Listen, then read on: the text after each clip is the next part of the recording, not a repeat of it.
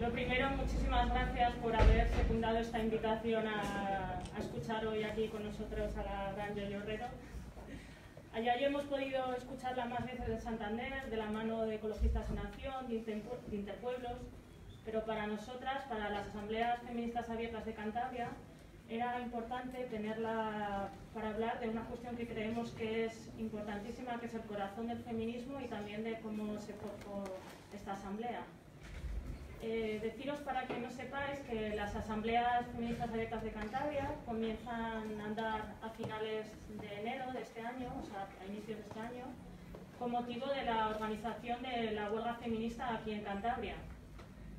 Por primera vez, esta huelga pretendemos que sea una huelga no únicamente laboral, o sea, un paro productivo, sino queremos poner énfasis en algo que es importantísimo para el feminismo, como es la crisis de los cuidados, y también la huelga de consumo, la crisis de este sistema productivo en relación también con el sistema ecosocial. Bueno, como os comentaba, nos reunimos aquí precisamente un grupo de mujeres a finales de enero en este salón de actos de la Escuela Oficial de Idiomas, para organizarnos, para ver cómo podemos hacer la huelga en Cantabria. Y bueno, no solo la organizamos, sino que, como ya sabréis, pues fue un éxito aquí en Cantabria, en el conjunto del Estado español, y seguimos reuniéndonos para evaluar la huelga, y periódicamente ya cada mes nos empezamos a reunir ya bajo el paraguas de lo que sería la Asamblea Feminista Abierta de Cantabria. Si al inicio he hablado en plural de asambleas, es porque, fruto de la participación de mujeres de otros territorios de Cantabria, comienzan a gestarse otras asambleas, aparte de la Santander, en Torrelavega y en Cabezón de la Sal. Y bueno, nosotros estaríamos encantadas de que, si en otros territorios de la región se generan otras asambleas, pues bienvenidas sean. Y como dice el nombre, es una asamblea abierta, así que todas las mujeres que quieran participar son más que bienvenidas. Estaremos encantadas de compartir y debatir y ver cómo trabajamos todas juntas. De hecho, la próxima asamblea es el 6 de noviembre, a la que estaríais todas invitadas. En redes sociales solemos poner el horario y el lugar de realización, así que yo os animo a que asistáis si os interesa. Desde la Asamblea somos muy conscientes de que un nuevo paradigma más justo para todo el sistema social y ecológico tiene que abordar esta mal llamada crisis de los cuidados, ¿no? Entonces, por eso ha sido importante para nosotras reflexionar, debatir y crear reflexiones para la acción. Y en las actividades que hemos hecho en los 9 meses que llevamos de andadura, ha sido importante también que la constitución de una comisión de autoformación de la Asamblea, el primer tema a abordar ha sido precisamente los cuidados. Lo que pretendemos con esta autoformación de la Asamblea, por supuesto, es nosotras formarnos, pero también en actos como hoy, que hemos invitado a Yoyo Herrero, formar a la ciudadanía cántabra. Entonces es como una formación que os devolvemos a todos para reflexionar y proponer vías de acción conjuntamente, ¿no? Yoyo Herrero, para quien no la conozcáis, es antropóloga, es ingeniera. ¿Se oye poco? Vale. La ventana está. Cambia el micrófono, que se oye. ¿Se me oye? Sí.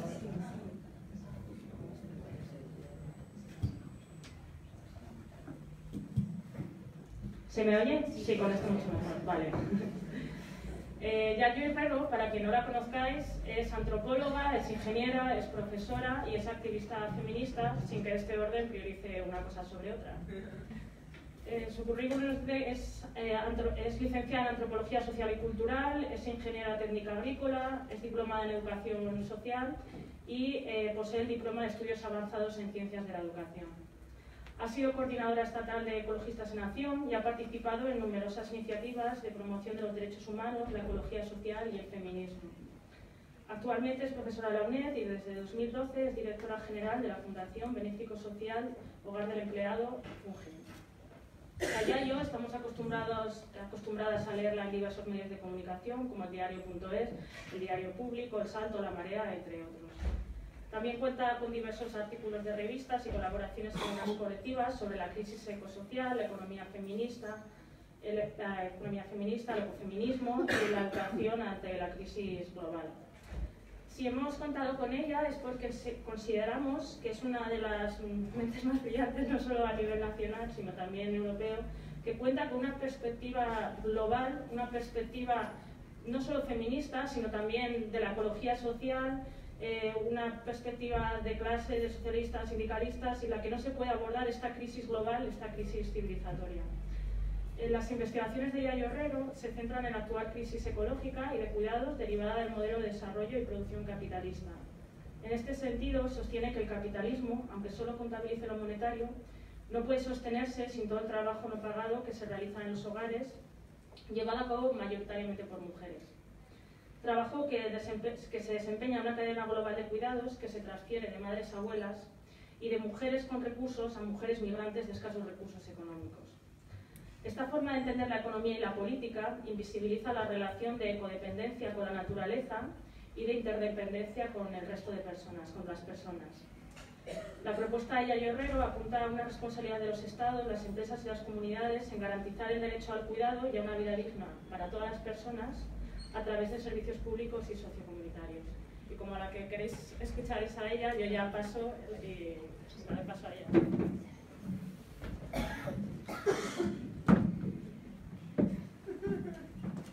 Bueno, buenas tardes a todos y a todas. Lo primero que querría agradecer es la invitación. Para mí es un gusto estar aquí, ahora que además soy medio cántabra de adopción, así desde hace poquito tiempo.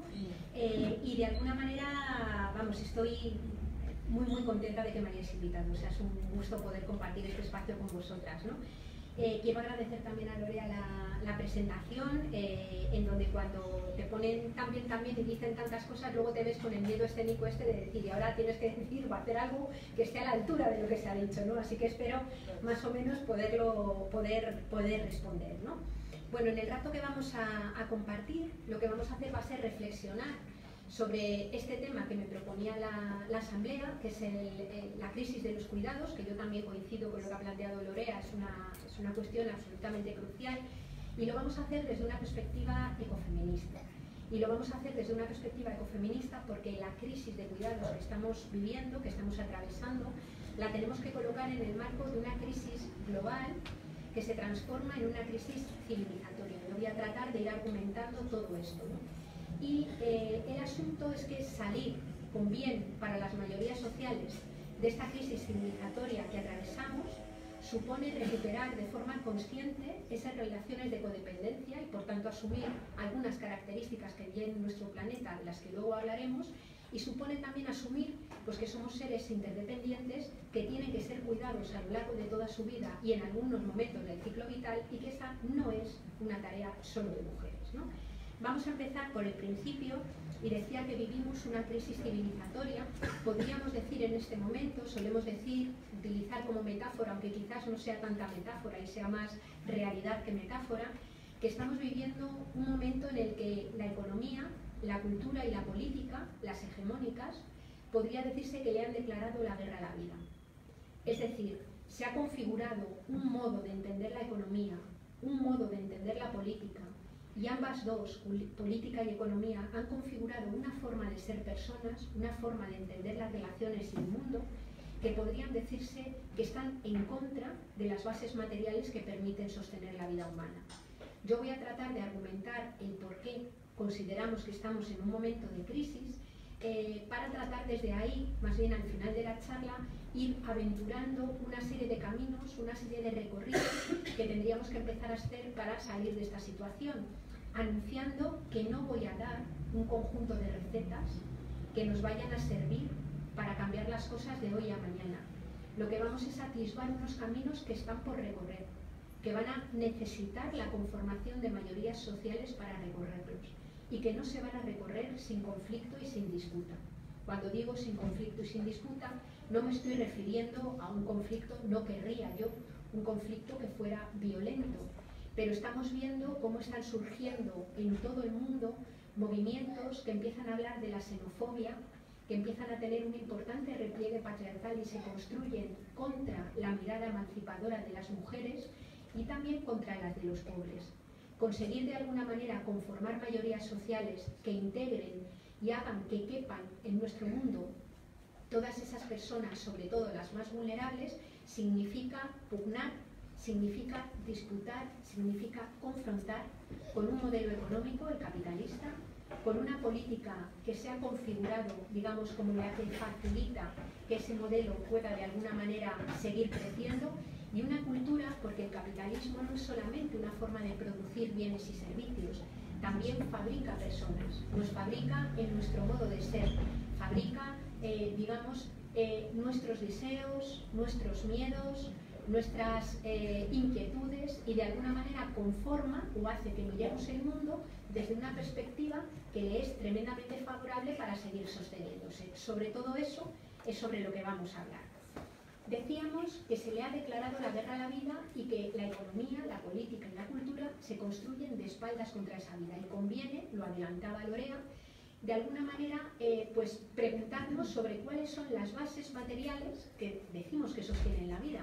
Es decir, qué es lo que no puede faltar para que ninguna de las personas que estamos en esta sala, que estamos vivas, podamos estar diciendo o podamos estar precisamente sintiéndonos vivas, ¿no? Y hay dos dependencias materiales que son absolutamente insoslayables, es decir, son dos dependencias materiales absolutamente inevitables. En primer lugar, somos seres radicalmente ecodependientes. Es obvio que lo que comemos, lo que bebemos, el aire que respiramos, todos los materiales con los que se ha construido cualquiera de las cosas que nos rodean en esta habitación a lo largo de nuestra vida, la energía que nos ilumina y la que nos ha permitido llegar aquí, ya hayamos llegado andando y por tanto con la energía de nuestro alimento, o hayamos llegado en un transporte motorizado y haya sido petróleo lo que hemos utilizado, todo eso procede de la naturaleza. Procede de la naturaleza y además es, digamos, sostenido por la propia naturaleza. Quiero decir con esto, el trabajo humano y la economía interactúa con los bienes fondo de la naturaleza y a partir de ello obtenemos todo lo que necesitamos para estar vivos y vivas. Pero los minerales no son fabricados por los seres humanos, preexisten incluso a que hubiera especie humana. Y la capacidad de producir alimentos a partir de la fotosíntesis, a partir del ciclo del agua, son bienes, son procesos naturales que son previos también a la existencia del ser humano, y aunque pueden ser alterados o modificados por la actividad humana, no pueden ser controlados a voluntad ni por nuestro conocimiento ni por nuestra tecnología. Quiere decir esto que la economía es un subsistema de la naturaleza y no al revés. No es que la naturaleza tenga un pequeño campo de estudio que se preocupa de los recursos naturales. Es que no hay sociedad, ni personas, ni economía, si no es en el marco de una biosfera, si no es en el marco de un planeta Tierra que con carácter previo a la existencia del ser humano, recordemos que Homo sapiens llevamos por este planeta aproximadamente unos 200.000 años y la historia de la vida tiene mucho recorrido anterior, digamos que sin esos bienes previos no es posible que exista nuestra vida. Y la naturaleza tiene una característica que, por ser característica inalienable de la naturaleza, lo es por tanto también de la vida humana como parte de esa naturaleza. Los seres humanos somos naturaleza y por tanto estamos sujetos a lo que sucede dentro de ella. Y esta característica es la de tener límites. Dentro del planeta Tierra hay límites físicos. Nuestro planeta Tierra tiene lo que llamamos bienes no renovables, como son los minerales de la corteza terrestre o las energías fósiles, que por ser no renovables son susceptibles de ser usados hasta que se agotan o hasta que no resulta rentable ni energética ni económicamente seguir extrayéndolos. Pero aquello que llamamos renovable, como es el oxígeno de la atmósfera o el agua, también tiene límites, porque la velocidad a la que se regeneran los ciclos naturales no es la velocidad que le gustaría el metabolismo agrourbano industrial, sino que es la velocidad de la naturaleza. Cuando de algo que se regenera se extrae o se utiliza y se explota a una velocidad mayor que esa tasa de regeneración, incluso aunque eso se regenere, podemos topar con los límites físicos, ¿no? Eso pasa cuando en el cauce, por ejemplo, de un río, que está sujeto al ciclo del agua, se saca agua a mucha más velocidad a la que el ciclo del agua la repone. Pues podemos agotar esa fuente de agua, aunque el agua sea un bien renovable, ¿no? Y hay una tercera fuente de límites, que es lo que llamamos sumideros del planeta, que son procesos biogeoquímicos que degradan los residuos que generamos. Bueno, pues esos procesos biogeoquímicos que degradan los residuos también tienen una determinada velocidad de funcionamiento que ha sido, digamos, generada a lo largo de miles de millones de años de evolución. Lo que sucede es que cuando el flujo de residuos, es decir, la velocidad a la que se generan los residuos, es mayor que ese proceso de degradación, los residuos quedan sin degradar y quedan, digamos, depositados en el agua, en el suelo o en la atmósfera, apareciendo lo que llamamos procesos de contaminación, ¿no? El cambio climático es un enorme proceso de contaminación, es la acumulación masiva de gases de efecto invernadero en la atmósfera que han terminado por generar un cambio en las reglas del juego que organizan todo lo vivo. Luego matizaremos un poquito. Por tanto, somos seres ecodependientes, dependemos radicalmente de la naturaleza y nuestra naturaleza tiene límites físicos que, como luego veremos, ya están sobrepasados. Aquí nos encontramos con una primera tensión, y la tensión se produce cuando tenemos un sistema económico que necesita crecer permanentemente, extrayendo cantidades cada vez más grandes de minerales de la corteza terrestre y generando residuos sobre un planeta que, sin embargo, tiene límites físicos. La dinámica expansiva del capital, sostenida sobre recursos naturales, choca con los límites físicos de la Tierra. Pero además, como muy bien decía Lorea, no solamente somos seres ecodependientes, sino que también somos seres interdependientes. ¿A qué nos referimos con la interdependencia? Nos referimos a otro hecho básico que se le olvida a nuestra economía, sobre todo la economía crecida dentro de un sistema patriarcal, como luego veremos, y es el hecho básico de que nuestra vida transcurre encarnada en cuerpos que son vulnerables, en cuerpos que son finitos, en cuerpos que hay que cuidar a lo largo de toda su existencia, en cuerpos que van a necesitar cuidado simplemente para poder mantener las condiciones de vida. Yo creo que a nadie se le escapa que una criatura recién nacida no sobrevive a sus primeros años de vida si no hay quien dedique una cantidad intensa de tiempo de trabajo a cuidar de esa pequeña vida vulnerable. Y no nos estamos refiriendo solamente a cosas intangibles como el abrazar, el besar o el dar afectos, que también, porque hasta para desarrollar una mínima autoestima, que es importante para poder vivir, las personas necesitamos hacerla a través del reconocimiento que la comunidad que tenemos alrededor hace de nosotras. Es decir, necesitamos que alguien nos nombre, que alguien nos reconozca, que alguien de alguna manera interactúe con nosotras para poder mantener una mínima autoestima. O sea, hasta para amarnos a nosotras mismas necesitamos gente alrededor que de alguna manera nos devuelva esa mirada valorativa de lo que somos como personas. Pero no me estaba refiriendo solo a cuestiones intangibles o a cuestiones relacionadas con la inmaterialidad, por así decir, de los afectos. Me refiero a que las relaciones del cuidado son también tremendamente materiales.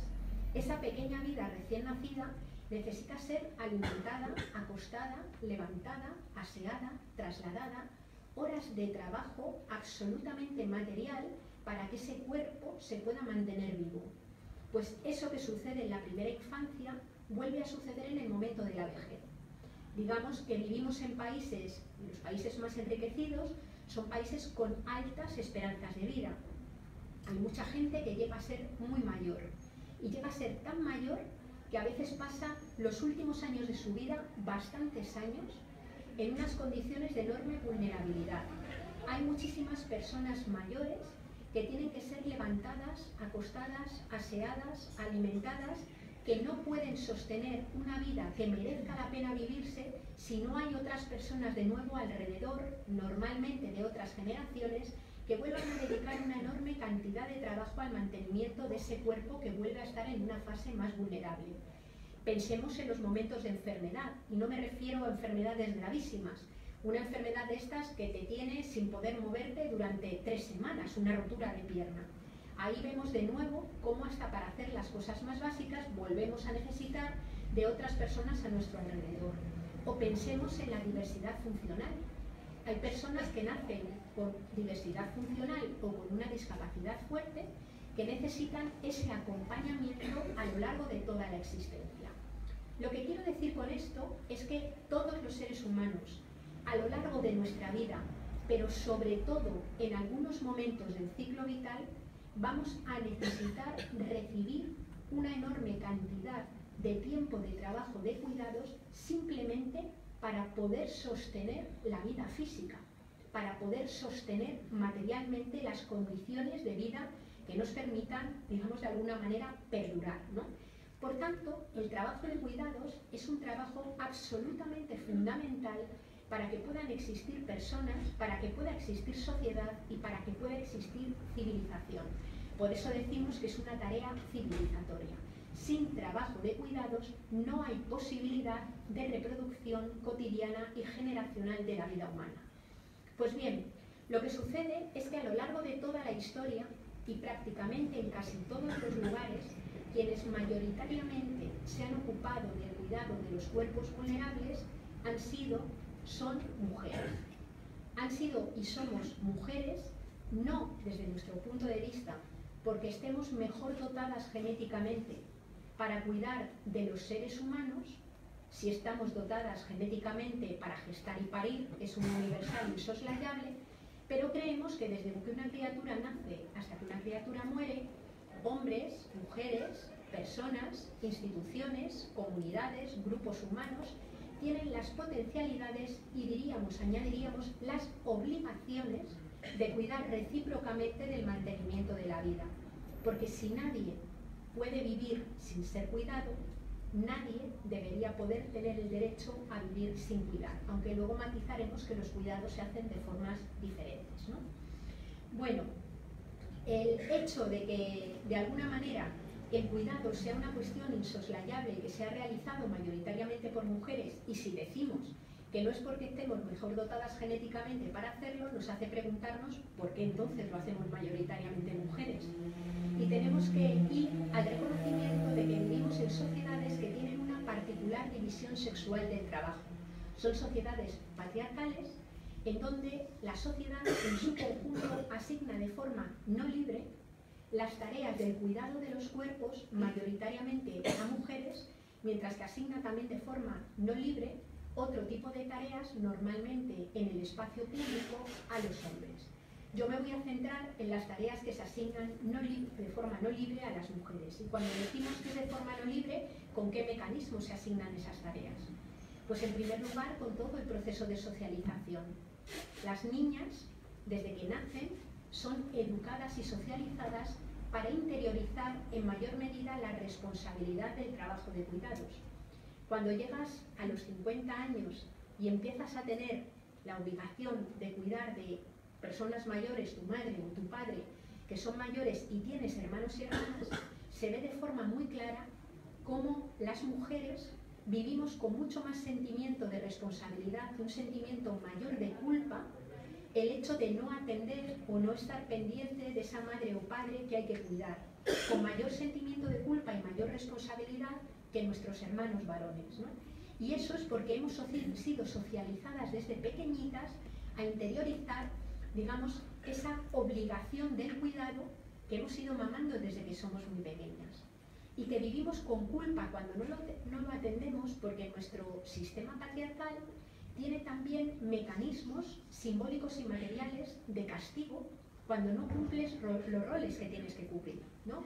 Digamos que el estigma de la mala hija, la mala esposa, la mala madre, opera en mayor medida sobre mujeres que no cumplen el rol establecido y asignado, digamos que sobre los hombres a los que se les disculpa en mayor medida el no atender las tareas de cuidado, porque de alguna manera donde tienen el rol es en el espacio público, ¿no?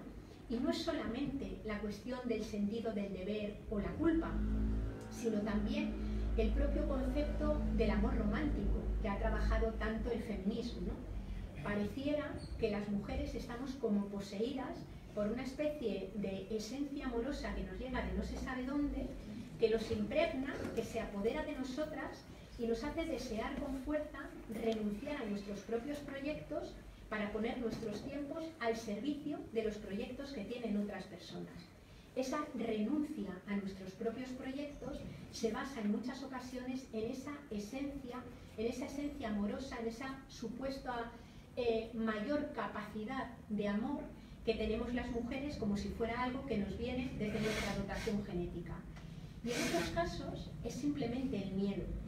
Estamos viviendo un momento en el que afloran de una forma más clara las violencias machistas, el maltrato, el acoso sexual, los feminicidios que se extienden en muchos lugares del mundo y que los tenemos cerca de nuestras casas, en nuestras propias ciudades, donde vemos cómo de vez en cuando, de una forma absolutamente frecuente, aparece esa punta del iceberg del maltrato y de la violencia machista, que es el asesinato.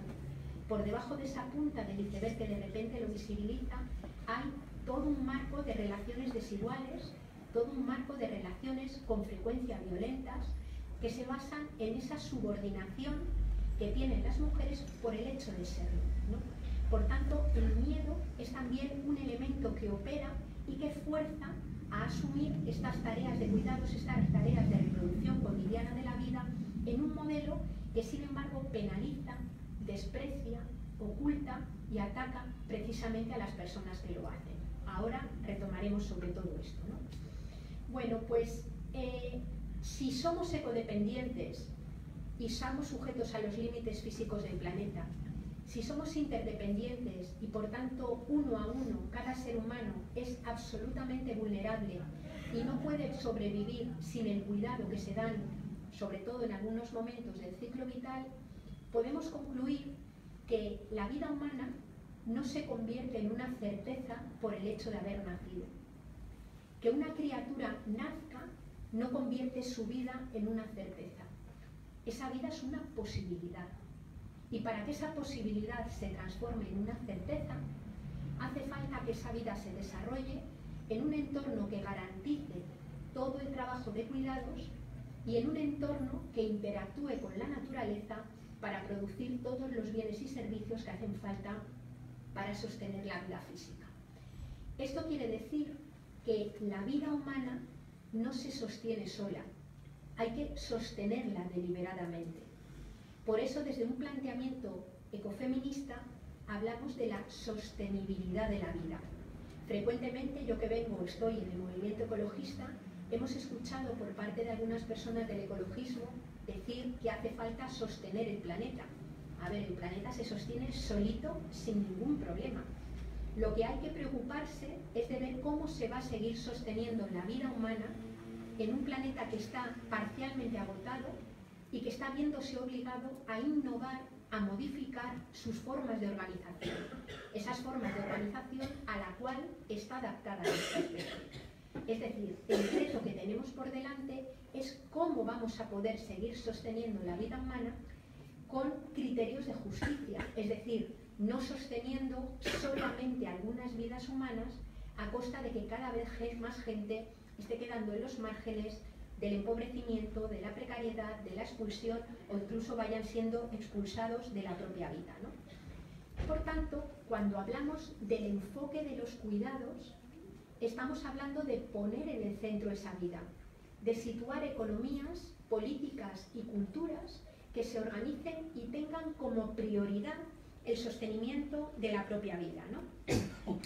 Bueno, pues digamos que el marco en el que se ha desenvuelto nuestra vida, ya desde hace tiempo, ahora lo vamos a comentar, en el marco de las culturas occidentales y sobre todo en los últimos 150, pero con mucha fuerza, los últimos 60 años, en el marco de las economías occidentales y además capitalistas,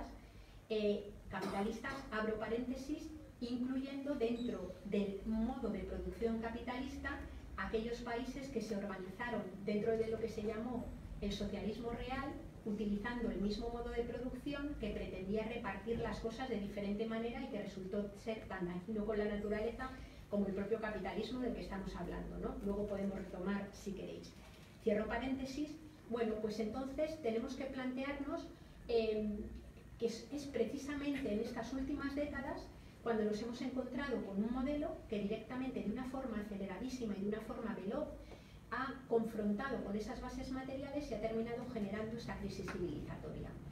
Yo voy a pararme unos momentos a definir, digamos, cuáles son los principales elementos de esta crisis civilizatoria, poquito tiempo, pero me parece que es importante hacerlo para que nos demos cuenta de la magnitud del problema que tenemos y de la tarea tan absolutamente hermosa, urgente y necesaria que tenemos que afrontar, que es la de poner en el centro la vida.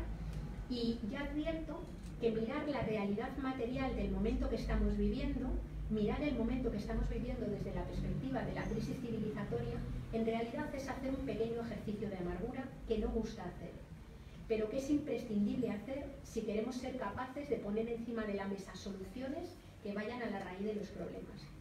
Porque de no hacerlo, sucede lo que suele decir Jorge Rietzmann, que es difícil salir de un pozo cuando previamente no somos conscientes de que estamos en él.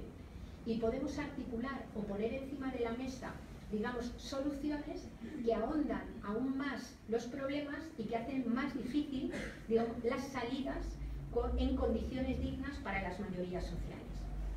En el plano ecológico, la crisis ecológica es cada vez más visible y ya afortunadamente, salvo especímenes como Donald Trump o algunos similares, pocos se atreven a manifestar que no nos encontramos ante ella. De hecho, algunos de los sectores, digamos, más duros o que menos abogan por asumir, digamos, soluciones ecológicas a la crisis que tenemos, son plenamente conscientes de ella. Son plenamente conscientes de ella, lo que pasa que quieren salir de ella manteniendo unos privilegios a costa de la expulsión de una parte de las mayorías sociales, ¿no? ¿De qué hablamos cuando hablamos de crisis ecológica? Bueno, pues estamos hablando de una crisis de energía y materiales. Incluso la Agencia Internacional de la Energía reconoció en el año 2006 que habíamos alcanzado lo que se llama el pico del petróleo convencional. Ese momento en el que por cada barril de petróleo que se extrae en un lugar del mundo no se encuentran reservas que lo puedan sustituir. Este problema es crucial porque el modelo industrial globalizado que hemos construido en las sociedades occidentales y que ha sido impuesto también al resto del mundo no se sostiene sin cantidades ingentes de energía fósil. Y de energía fósil de alta tasa de retorno, es decir, energía fósil de calidad. Esta energía fósil está prácticamente agotada en todo el mundo y las fuentes energéticas fósiles que se empiezan a utilizar ahora, o que se pretenden utilizar ahora, son las que van a ser extraídas o se intenta extraerlas con la técnica del fracking, que os sonará porque se quiere utilizar en toda esta zona del norte de la península para extraer gas natural, y que aparte de generar unos daños brutales en los suelos y en los acuíferos, tienen unas tasas de retorno pequeñísimas, es decir, hace falta invertir mucha energía para sacar la energía. Esto es importante cuando hemos creado un modelo globalizado que podría decirse que come petróleo. Hoy una buena parte de la producción industrial de alimentos está basada y pivota directamente en el petróleo, tanto en la forma de producir a escala masiva como a la hora de trasladar los alimentos generados. Cuando nos vamos a cualquier supermercado y cogemos una lata de espárragos, miremos de dónde vienen. Cuando veamos cualquiera de las cosas que estamos comiendo, preguntémonos de dónde vienen. Y veremos que en muchos casos la procedencia es de muchos miles de kilómetros. Para poder cultivar, para poder producir alimentos, hace falta cantidades ingentes de petróleo. Cuando además la alimentación ha pasado a depender en buena medida de la ganadería también industrial, que requiere el cultivo de grandes superficies de grano para alimentar ganado, nos encontramos con que también, digamos, ese modelo basado en la ganadería industrial, no en la ganadería extensiva, de alguna manera es un modelo que también requiere cantidades ingentes de energía. Pero pensemos también en la urbanización. Yo vivo en una ciudad enorme, Madrid. Es un mamotreto de ciudad cuyo área de influencia urbana recoge varias provincias de alrededor. Todos los días va y viene gente a Madrid a trabajar, no ya de los municipios de cerca, sino de otras provincias, de Toledo, de Cuenca, de Valladolid. Y es posible hacerlo porque hay carreteras donde los coches se pueden mover a gran velocidad, o porque hay, por ejemplo, trenes de alta velocidad que también son dependientes de la energía fósil. Pero en Madrid, con todo ese área de influencia urbana, no se está produciendo nada que sirva para estar vivo.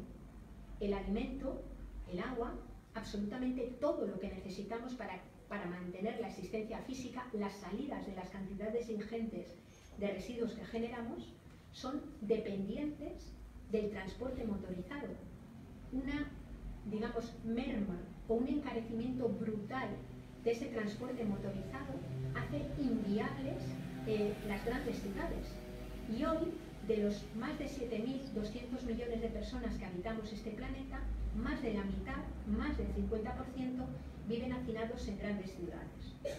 Lo que quiero decir con esto es que el pico del petróleo es un problema crucial, un problema trascendental, porque el resto de fuentes energéticas que conocemos, digamos que en primer lugar tienen tasas de retorno muchos menores, y cuando estamos hablando, por ejemplo, de las renovables, estamos hablando de fuentes energéticas que se basan y necesitan también utilizar minerales para construir placas solares, minerales para construir aerogeneradores, minerales como el cobre, el litio, el platino, el neodimio, el disprosio, que también tienen calculados sus propios picos de extracción y que pretenden ser utilizados para muchas otras cosas.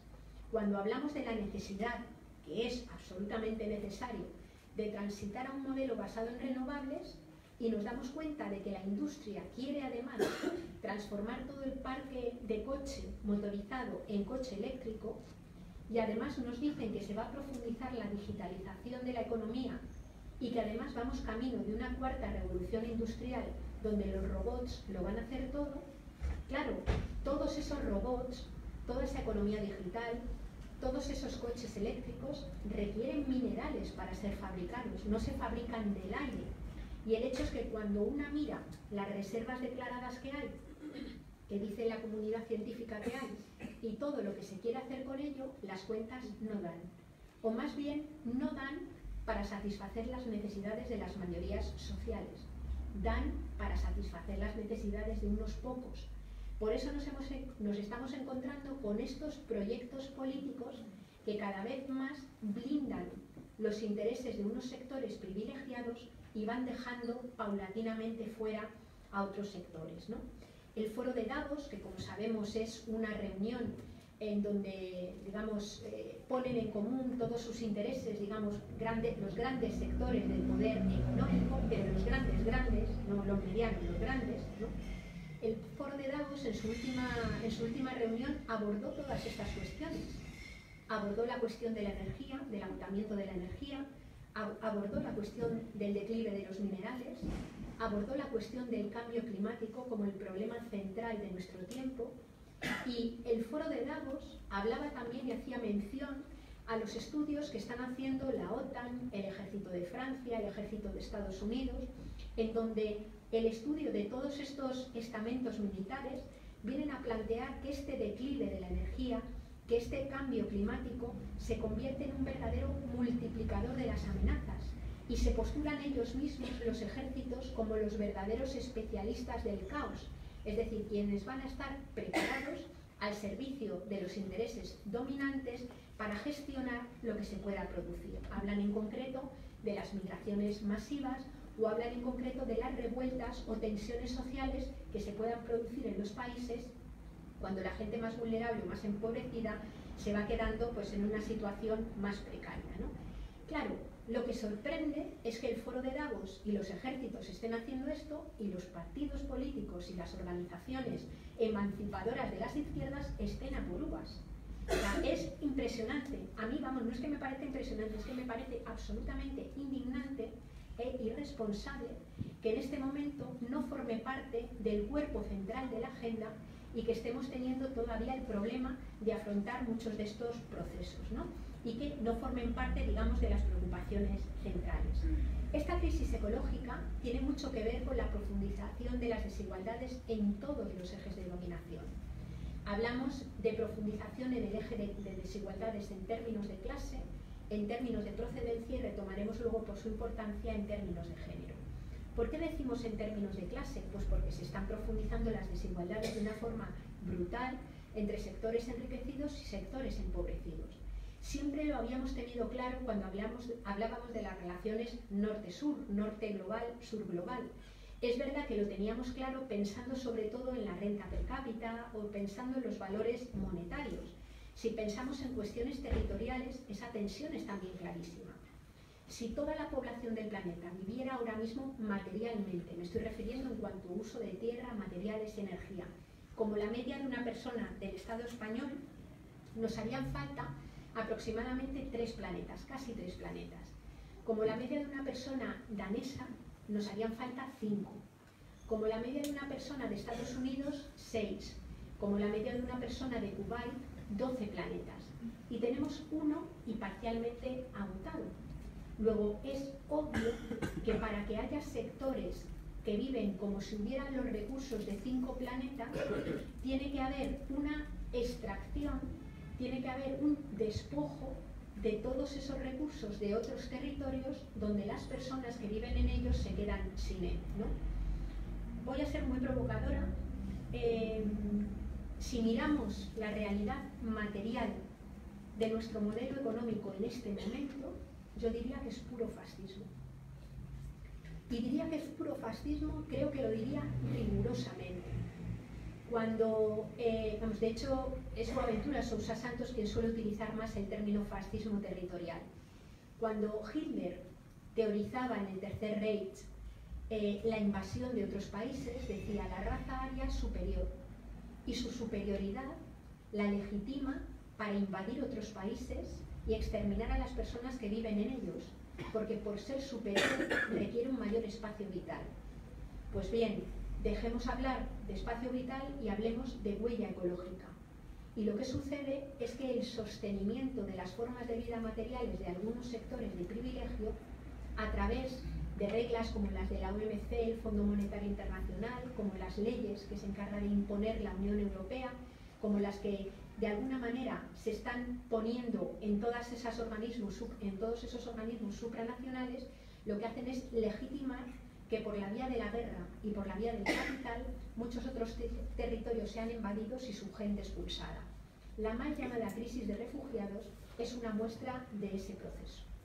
Es una muestra de cómo personas que viven en algunos territorios, por las guerras, por la pura pérdida de hábitat, en muchas ocasiones se ven obligados a salir de ellos.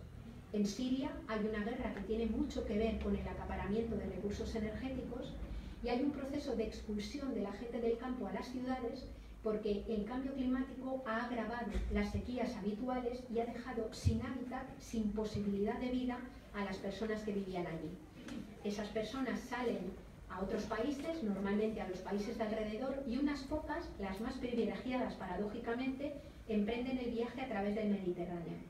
Bueno, las que llegan se encuentran con las fronteras, pero el problema es que esas fronteras se abren y se cierran todos los días para que entre la energía, los alimentos o la pesca que vienen de esos territorios. Es decir, que se sostenga esa Europa y otros territorios enriquecidos bunkerizada requiere que haya ejércitos en estos otros países, requiere que haya intereses comerciales que extraen los recursos, los traen a los centros de privilegio y de alguna manera sostienen esos estilos de vida. Bien, es verdad que dentro de los centros de privilegio también existen enormes desigualdades y nos estamos encontrando cómo ha crecido enormemente la masa de personas excluidas, por ejemplo, dentro de nuestro país, cómo hay personas paradas de larga duración, que es un drama en un mundo y en un modelo en el que solamente el trabajo te proporciona la renta para poder satisfacer las necesidades, pero cómo hay también incluso personas que tienen empleo y siguen siendo pobres, porque las propias condiciones laborales ya no te garantizan ni te libran de la precariedad y la pobreza. Las propias condiciones laborales son generadoras de pobreza. Es decir, la tensión y la expulsión que se marca con quienes están fuera de nuestras fronteras tiene también sus propias fronteras simbólicas dentro y cada vez hay más personas que son expulsadas fuera del foco del privilegio. Por más que quienes estén en el centro del foco de privilegio se pongan el carnet de identidad, se envuelvan en banderas de todo tipo y digan que el peligro son los que están fuera de las otras vallas, ¿no? La realidad es que muchas de las personas que hoy están siendo seducidas por discursos xenófobos tampoco caben si el modelo es ese. La realidad es que muchas de las personas que están siendo seducidas por esos discursos xenófobos, su vida y su bienestar le importa un carajo a quienes están prometiendo que a través del freno a las personas extranjeras y, por cierto, también el freno al feminismo, se van a poder resolver los problemas que tenemos en el momento actual, ¿no? Y la tercera vía, digamos, de desigualdad a la que yo me quería referir es a la que se produce por criterios de género. Digamos que la crisis de cuidados, esa tensión estructural a la que nos referíamos antes, no es una crisis que haya nacido con la crisis económica, era previa a la propia crisis. Cuando la economía crecía y crecía a partir del pelotazo urbanístico, crecía la crisis de cuidados, al igual que crecía obviamente la crisis ecológica, ¿no? Pero es una crisis que tiene una importancia fundamental. ¿Por qué decimos que hay una crisis o hay una tensión? Bueno, pues porque las mujeres, en casi todos los lugares, sobre todo en los lugares más privilegiados, hemos protagonizado un proceso que lo hemos hecho con todo el derecho y con cierto éxito a pesar de brechas salariales y a pesar de techos de cristal. Y ha sido el proceso de pasar del mundo de lo privado, del mundo doméstico, al mundo de lo público, que es prácticamente el único que te reconoce derechos sociales y económicos plenos, ¿no? El hecho de tener un salario que te permite emanciparte, digamos, de lo que tienes en casa o digamos, del servicio familiar obligatorio, por así decir, ¿no? Bueno, ese proceso que se ha dado, digo, con cierto éxito, no ha ido acompañado del proceso contrario. Es decir, las mujeres han salido al mundo laboral, pero mayoritariamente los hombres no han hecho el camino de entrar en los hogares para acoger la parte proporcional de tareas de cuidados que les tocaba hacer. Y eso ha hecho que haya menos tiempo para hacerlas, con lo que ha aparecido un fenómeno, una tensión estructural sobre cómo poder mantener la vida, digo las tareas imprescindibles, porque se puede no pasar el polvo y muchas cosas más. Me refiero a las que tienen que ver directamente con un mínimo trabajo doméstico y de cuidado de los cuerpos vulnerables que es civilizatorio. Bueno, pues queda menos tiempo para hacerlo y han aparecido lo que la sociología feminista ha denominado tantas veces las dobles y triples jornadas, ¿no? Generando muchas veces, sobre todo en las ciudades, mujeres hambrientas de tiempo que corren intentando llegar a todas partes resolviendo los problemas, ¿no? Pero lo que sucede es que además se han producido transformaciones estructurales que han hecho que esos cambios que se daban en el marco de ese menos tiempo que había para cuidar, se haya visto acompañado de una necesidad de mucho más tiempo de trabajo de cuidados. ¿Por qué? Pues porque se han cambiado, se han invertido las pirámides demográficas. Tenemos muchísimas más personas envejecidas que hace unas décadas y con muchas menos personas jóvenes para poder atenderlas. Esa pirámide demográfica ha cambiado totalmente. Hay muchas personas mayores que cuidar. Y la pirámide demográfica, insisto, ha cambiado. Yo os voy a poner un ejemplo que siempre pongo el mismo porque es el que me pilla más cerca, que es el mío mismamente, ¿no? Yo vengo de una familia donde somos 5 hermanos y hermanas. Mi padre murió cuando éramos pequeños y resulta que tenemos ahora mismo una madre de la que tienes que estar pendiente. Somos 5 hermanos y hermanas a ocuparnos de una madre. Pero de nosotros 5, solamente 3 han tenido un hijo o hija, uno. En mi caso, por ejemplo, yo no convivo con el padre de mi hija. El padre de mi hija tiene pareja, yo tengo pareja. Ella se ha criado con los dos, lo cual quiere decir que bajo la lógica patriarcal a ella le tocaría cargar con 4. Y algún trozo de algún tío de los que no tienen. O sea, lo que quiero decir es que dejado a la lógica patriarcal, y mi caso no es un caso aislado, ha cambiado radicalmente, incluso imponiéndose lo que le gustaría al Bolsonaro que es imponer el cuento de la criada y encerrar a todas las mujeres a cuidar en casa, no da para ello. Es decir, tenemos un problema importante. Y no solamente un problema de aumento de la población mayor y de cambio en la pirámide demográfica, sino que además las ciudades, sobre todo las ciudades, han evolucionado de una forma que ha puesto muy poco en el centro la vida. Digamos que las ciudades han crecido enormemente y las distancias que hay que recorrer para atender las diferentes dimensiones de la vida son brutales, a veces hasta en otro municipio. Tú puedes tener tu empleo en un lugar, vivir en otro muy lejano, tener que cuidar a tu padre o a tu madre en un lugar todavía más lejano, y todos esos caminos hay que hacerlos cotidianamente, requiriendo no solamente más energía fósil, sino también mucho más tiempo. Incluso el trabajo de supervisión, por ejemplo, para el juego de niños y niñas. Yo he jugado sola en la calle, pero en Madrid, por ejemplo, las criaturas ya no juegan solas en la calle. Para poder salir a jugar en un parque o en la calle, hace falta tiempo de una persona adulta que esté controlando el juego de las criaturas, ¿no? O la precariedad. Tenemos trabajos precarios donde hay miedo a plantarle cara a quien te emplea y a decirle, oye, mira, además de trabajar aquí, tengo otras muchas cosas que atender, ¿no? Es decir, todos esos factores hacen que, habiendo menos tiempo de trabajo para cuidar, sin embargo, haya muchísimas más necesidades de tiempo de trabajo, ¿no? Bueno, pues digamos que ha habido como dos maneras de afrontar esta crisis de cuidados. Una es lo que se ha llamado transferencia general de cuidados, generacional de cuidados, perdón, que es la aparición de toda ese ejército de abuelas esclavas que de alguna manera vuelven a tener que invertir una cantidad enorme de tiempo de trabajo en poder ayudar a sus hijos e hijas con el cuidado de las criaturas, ¿no? Y una segunda forma, que es un mecanismo de mercado, que es el que hace que algunas familias... Vale, no, yo iba a seguir en la intimidad. Que algunas familias tengan la posibilidad de contratar a mayoritariamente mujeres para hacer parte de esos trabajos en lo que se llama empleo doméstico o empleo de cuidados, ¿no? En los trabajos menos protegidos, peor pagados y más despreciados de toda la escala laboral.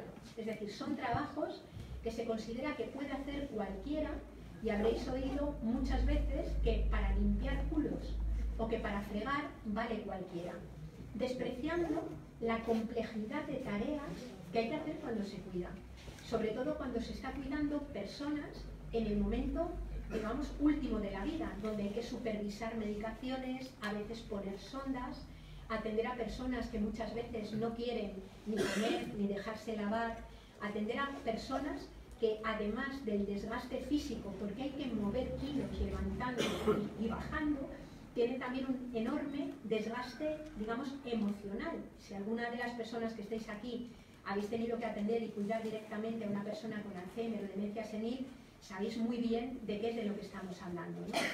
Es decir, esos trabajos son costosos, requieren preparación, son costosos materialmente, requieren esfuerzo, son emocionalmente intensos y de alguna manera son trabajos, sin embargo, absolutamente despreciados. Es decir, se ha generado una especie de lumpenproletariado femenino que se ocupa de sostener la vida en un sistema que, sin embargo, como veíamos anteriormente, la ataca, porque va en contra de ella, ¿no? Bueno, pues si ahora mismo aquí pusiéramos un mapa del mundo y pintáramos las flechas de procedencia de muchas de las mujeres que hoy están cuidando en residencias o como empleadas domésticas, veríamos que vienen de los mismos lugares que las materias primas que sostienen nuestras economías. Es decir, si la valla tampoco dejara entrar a las mujeres que cuidan, en este momento nos encontraríamos también con un enorme problema. Es decir, las economías ricas parasitan a las economías más pobres en términos de codependencia y en términos de interdependencia. Esa transferencia económica de trabajo de cuidados es lo que el feminismo ha denominado cadenas transnacionales de cuidados. Porque las mujeres que vienen aquí a cuidar dejan descubierto también su propio de trabajo en sus sociedades patriarcales de origen, donde son otras mujeres o de la familia o del vecindario las que tienen que invertir tiempo para atender a quienes ellas dejaron allí, ¿no? Por tanto, esas cadenas transnacionales de cuidados se ocupan de que esa reproducción cotidiana y generacional de la vida siga funcionando, siga operando en un sistema que les es absolutamente hostil y siga funcionando sobre todo sobre los hombros de las mujeres, sobre todo sobre los hombros femeninos, ¿no? Bueno, nos tenemos que preguntar cómo es posible que hayamos podido construir un modelo que le ha dado la espalda, digamos, a la vida de esta manera, ¿no? Y en el caso de la cultura occidental, yo me voy a centrar en la cultura occidental porque es donde estamos y es donde nos toca trabajarnos las cosas, nos tenemos que ir atrás en el tiempo para entender cómo se han configurado una serie de mitos y una serie de creencias que hacen que se sostenga este modelo, que hacen que tengamos una manera de mirar el mundo y de construir las relaciones que directamente va en contra de nosotras mismas y de nuestra supervivencia, ¿no? Bueno, pues nos vamos a ir lejos. Yo no sé si os acordáis cuando estudiábamos a Platón en la escuela. Platón dividía el mundo en dos grandes grupos. Decía, el mundo se divide entre el mundo de las cosas y el mundo de las ideas. En el mundo de las cosas, Platón situaba todo aquello que moría, que se pudría, que corrompía o que cambiaba, todas las cosas de la materia. Él decía, en el mundo de las cosas están los cuerpos de las personas, los árboles, los animales, las plantas y también las montañas o los ríos que cambian, aunque cambien más despacio. Por contra, en el mundo de las ideas estaba ese alma inmaterial. Estaba en el mundo de las ideas la capacidad de nombrar, la capacidad de pensar, y pensaba Platón que ese alma, ese mundo de las ideas, era el que te otorgaba la verdadera condición humana, es decir, que el cuerpo era como el soporte accidental, mortal y corruptible en el que de vez en cuando se instalaba un alma que era lo que era inmortal y que lo que se mantenía en el tiempo, ¿no? Bueno, esto parece que es pura filosofía y dices, bueno, tampoco va muy lejos, pero sin embargo toma cuerpo y naturaleza política muy pronto en la sociedad occidental. ¿Os acordáis cuando estudiábamos la Atenas democrática? El nacimiento de la democracia en la sociedad ateniense. Un momento del que hemos aprendido mucho y tenemos que seguir aprendiendo. Y ese momento fundacional de la democracia ateniense bebe directamente de esa estructura dual que había enunciado Platón y otros filósofos. En el momento de mayor apogeo de la democracia en Atenas vivían aproximadamente unos 34.000 ciudadanos hombres que iban al ágora, que debatían sobre la vida en común, que debatían y, digamos, discutían unos con otros, que aprendían, filosofaban y finalmente, fruto de todos aquellos debates, pues llegaban a algunos acuerdos y enunciaban las leyes que organizaban la vida en común en torno a lo que ellos definían como el interés general. Bueno, en aquel momento en Atenas había también 160.000 esclavos y esclavas. Esclavos y esclavas que no iban al ágora, que no debatían sobre la vida en común, que se ocupaban básicamente de cultivar, pescar, sacar minerales del suelo, fabricar y construir los edificios en donde se debatía la vida en común. Es decir, se ocupaban de interactuar con la naturaleza para mantener y obtener todo lo que se necesitaba para estar vivo. Los ciudadanos y ellos también, esclavos y esclavas, aunque obviamente en peores condiciones, ¿no? Pero es de suponer también que además de 34.000 ciudadanos y 160.000 esclavos y esclavas, hubiera aproximadamente unas 34.000 esposas de ciudadanos, que tampoco eran ciudadanas, que tampoco iban al ágora, que tampoco debatían sobre la vida en común ni participaban en la elaboración de las leyes, que se ocupaban en un espacio separado del espacio político, en el espacio doméstico, se ocupaban de garantizar la reproducción cotidiana de la vida de toda la gente que estaba allí, incluida la de los ciudadanos. Parían hijos e hijas de los ciudadanos y se ocupaban del cuidado, digamos, de ese espacio doméstico familiar, entendida la familia como una familia extensa. ¿Por qué traigo aquí esto?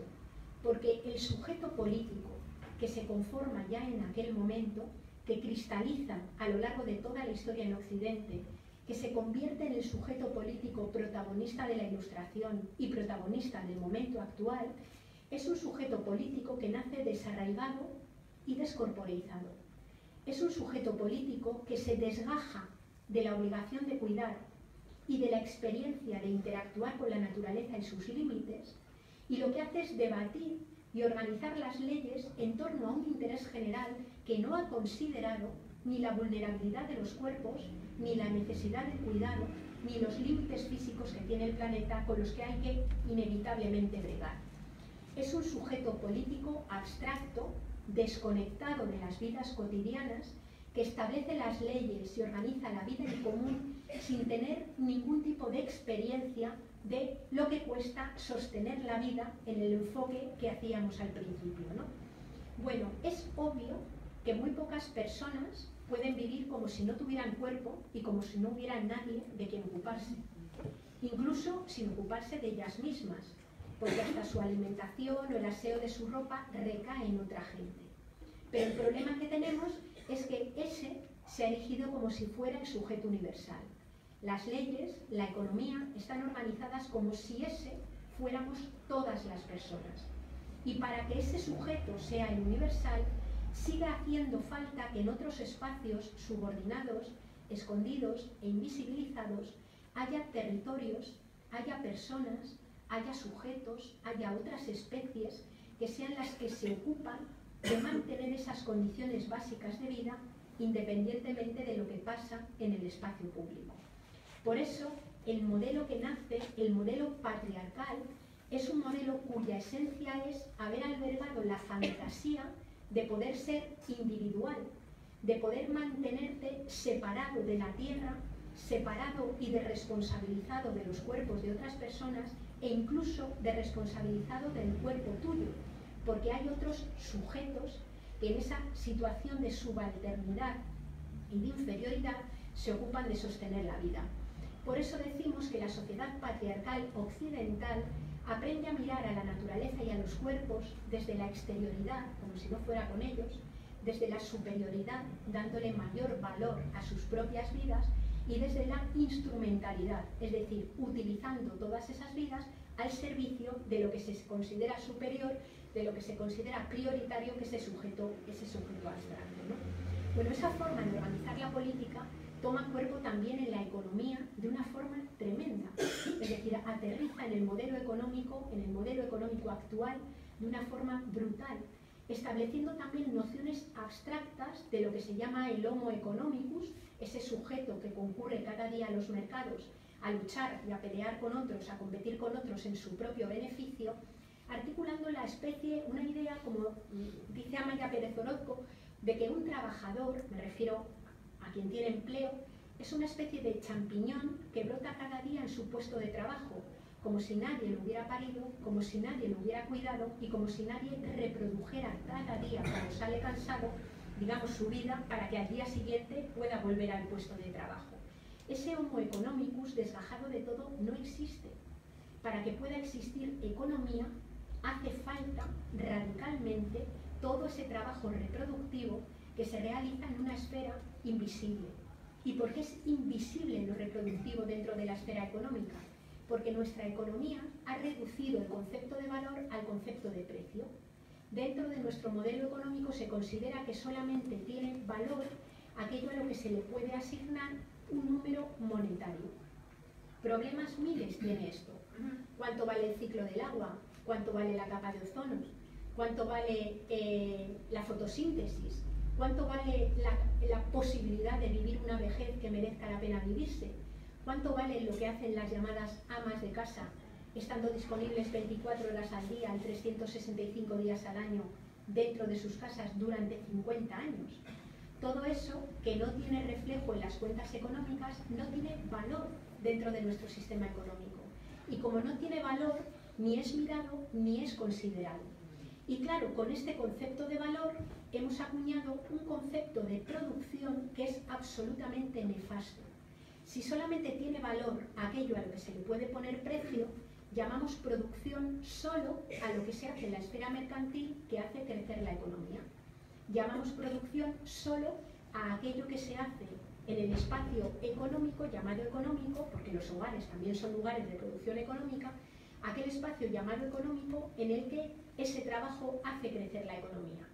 Esto tiene problemas también múltiples, porque al llamar producción solo a lo que hace crecer la economía y además valorar como productivo y valorar como deseable solo lo que hace crecer esos agregados monetarios, como sociedad dejamos de preguntarnos por qué es lo que hace crecer la economía. Dentro de nuestro modelo económico llamamos producir a fabricar armamento y llamamos producir a cultivar calabacines. digamos que ambas producciones, en términos económicos de la economía convencional, se miden exclusivamente en euros. Es decir, tanta producción da la fabricación de bombas, tanta producción da el cultivo del calabacín. Pero claro, cuando nos vamos a hablar y a considerar esas producciones desde el punto de vista de las necesidades humanas, es bien diferente. Es obvio que el uso de lo producido en el caso del armamento no sirve para satisfacer necesidades humanas, más bien lo impide. Mientras que el uso de lo producido, cuando estamos hablando del cultivo, directamente satisface una necesidad directa que es la alimentación. Como ambas producciones se miden solamente en euros, dejamos colectivamente de preguntarnos por cuál es la naturaleza de esa producción y dejamos, por tanto, de ser capaces de distinguir cuáles son las producciones que nos acarician y cuáles son las que nos aplastan. Y eso termina asentando una especie de lógica sacrificial, puesto que lo valorado es el dinero, puesto que lo importante es que la economía crezca, todo merece la pena ser sacrificado con tal de que crezca la economía. Merece la pena sacrificar las condiciones laborales con tal de que crezca la economía. Merece la pena destruir los últimos trozos de territorio fértil con tal de que crezca la economía. Merece la pena encarcelar gente antisistema porque son un riesgo para el sistema económico. Todo merece la pena. No sé si leísteis ayer las declaraciones del Fondo Monetario Internacional con Christine Lagarde a la cabeza, que decía que el mayor riesgo que hay ahora mismo para la recuperación económica en nuestro país es que se echen atrás todo el marco de reformas que se ha generado. Es decir, el mayor riesgo para la economía es que la gente tenga unas opciones de vida digna y seguras. Es decir, cuando tenemos un modelo económico en el que se arriesga, digamos, su permanencia, cuando las personas que viven bajo su dominio viven bien, tenemos un importante problema, no el sistema económico, sino nosotras, ¿no? Si no somos capaces de derogarlo. Por tanto, podemos decir que el sistema económico capitalista funciona en este momento, podríamos caracterizarlo con la metáfora de un iceberg, ¿no? Sabemos que en un iceberg la parte más pequeñita es la que vemos, es la que flota por encima del agua. En el iceberg de la economía está todo lo que se compra y se vende, el salario, está todo lo que tiene precio, todo lo que cuenta dentro del modelo económico. Pero por debajo, con un tamaño mucho más grande y haciendo que flote lo que hay arriba, se encuentra la extracción de cantidades ingentes de minerales de la corteza terrestre, se encuentra la alteración de los ritmos de los procesos naturales que permiten que se regenere, digamos, la riqueza y la vida, y se encuentra la incautación de una cantidad ingente de horas de trabajo que realizan mayoritariamente mujeres dentro de los hogares y que lo que hacen es fabricar tiempo para que muchos hombres y algunas mujeres lo liberen y lo pongan al servicio del mercado. Es decir, dentro de esa parte oculta se fabrican o se obtienen las materias primas que no son sino naturaleza y una materia prima muy esencial que es la mano de obra, que no es más que tiempo de vida de personas. Tiempo de vida de personas que no han sido, a priori, fabricadas para ser compradas o vendidas. No son mercancías. Han sido paridas para tener otros tipos de vida completamente diferentes. Por eso lo que decía Lorea al principio es fundamental. Lo de arriba no se sostiene sin lo de abajo. Y cuando el movimiento feminista coloca la huelga productiva, la huelga reproductiva, la huelga de cuidados y la huelga de consumo como ejes centrales, está tocando tres patas vertebrales del sistema. El modelo económico que tenemos dentro de este marco cultural es patriarcal, no se puede sostener si no se explota el trabajo gratis de las mujeres en los hogares. Es un modelo ecocida, no se puede sostener tal cual funciona hoy si no destruye la naturaleza. Es un modelo injusto, simplemente por ser capitalista, y es un modelo colonial porque se construye, digamos, sobre otros territorios y sobre las personas que viven en ellos. Por ello, cuando el programa del argumentario de la huelga enfocaba la cuestión de las migrantes, la cuestión de las mujeres racializadas, la cuestión del consumo, porque de no reducir el consumo es imposible mantener una relación de sororidad y de solidaridad internacional con las mujeres que viven en otros lugares, y la cuestión de la reproducción lo que están haciendo es poner en el centro la vida, ¿no? Bueno, pues, ¿cómo salir de esta situación? ¿Cómo poder darle la vuelta a la situación que tenemos, ¿no? Y lo decimos de una forma que suena muy bonita y es mucho más difícil de hacer. Se trata de desbancar los mercados como epicentro del modelo social y sustituirlo por un modelo que ponga en el centro la vida. Mucho más fácil de decir que de hacer. Vamos en la lógica radicalmente contraria. Ayer salía el último informe del IPCC sobre los datos de cambio climático y ya lo que decía era que quedan aproximadamente 12 años para poder frenar los efectos más desastrosos del calentamiento global. Se lleva advirtiendo desde hace 50, 60 años. Tenemos un problema con las materias primas. De nuevo vuelve a subir el precio del petróleo hasta que pegue otro petardazo en la economía, vuelva a bajar, pero estamos en esa escalada, en este pico de tijeras del declive del petróleo. Vemos cómo algunos de los movimientos de ultraderecha que están surgiendo se apuntalan también sobre un discurso tremendamente patriarcal que criminaliza a las mujeres, que las estigmatiza y que vuelve a intentar colocarlas donde deben de estar, es decir, dentro de los hogares, ocupándose de sostener la vida en este sistema que la ataca, y además en un modelo que es racista. Es decir, poner en el centro la vida significa preguntarnos cómo nos vamos a organizar para, en el contexto real que tenemos, poder garantizar la supervivencia digna de las mayorías sociales. Y esto significa hacer una disputa en la hegemonía económica, una disputa en la hegemonía política y en la cultural.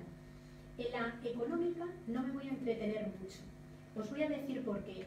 No me voy a entretener mucho porque en realidad es donde hay más cosas elaboradas y más propuesta generalizada. Como diréis, ¿pero cuál?